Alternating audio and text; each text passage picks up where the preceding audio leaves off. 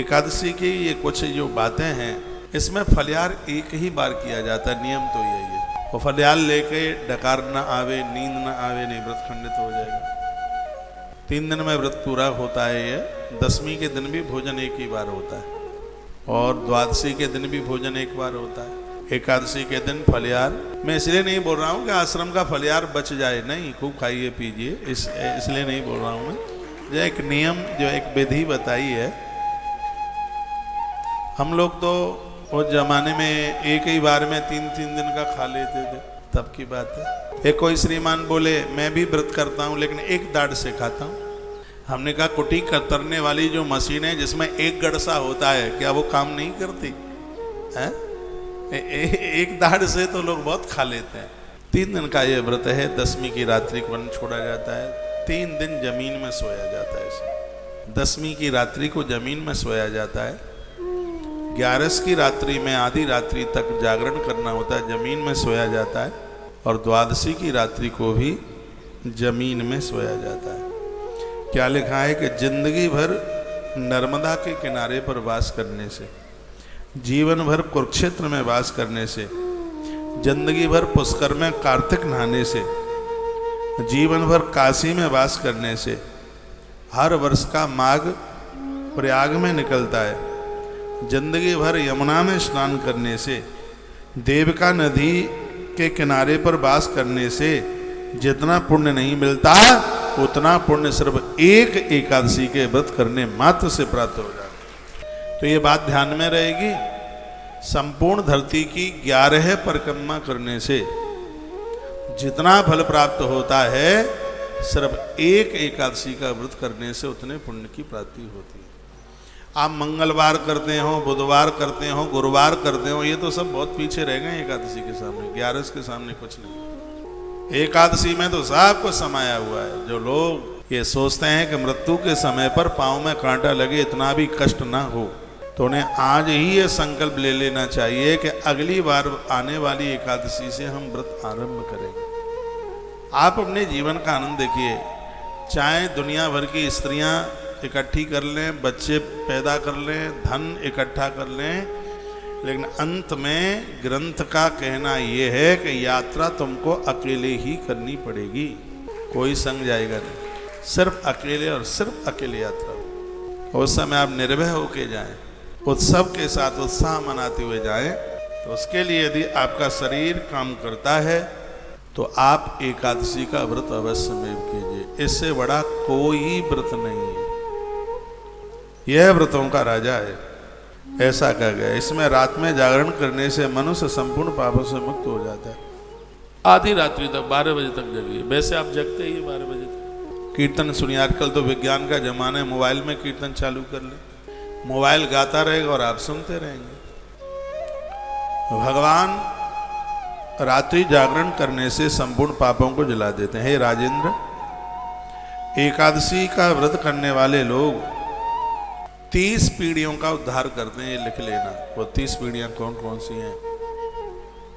एकादशी का व्रत जो करते हैं वो 30 पीढ़ियों का उद्धार करते हैं।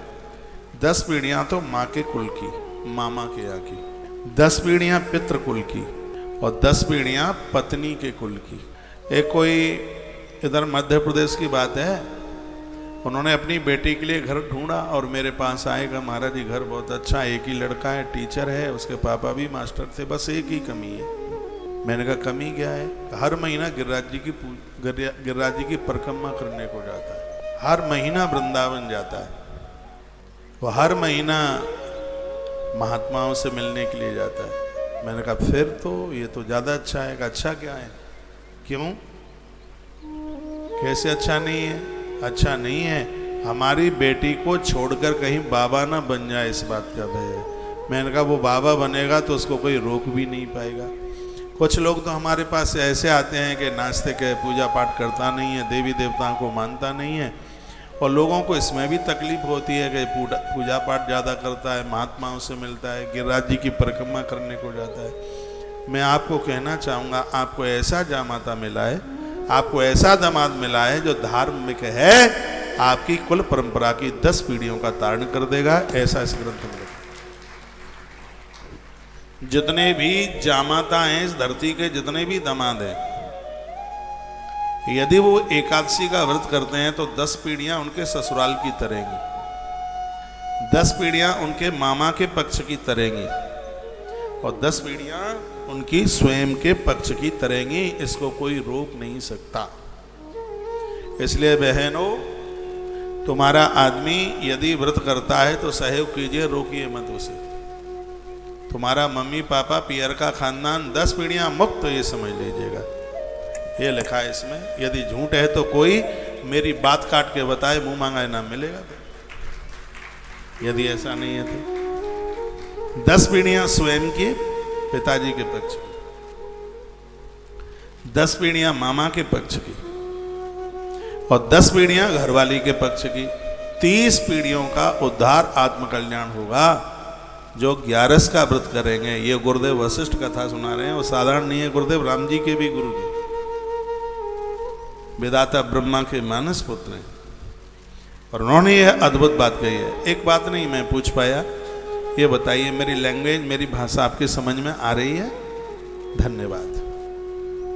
तो आपसे बने तो एकादशी का व्रत कीजिए। और एक बात और सुन लें आप, एकादशी का व्रत करने के तत्पश्चात, उद्यापन करने के बाद, फिर यदि आप अन्न खाते हैं तो अन्न खाने का 1% भी दोष नहीं लगता।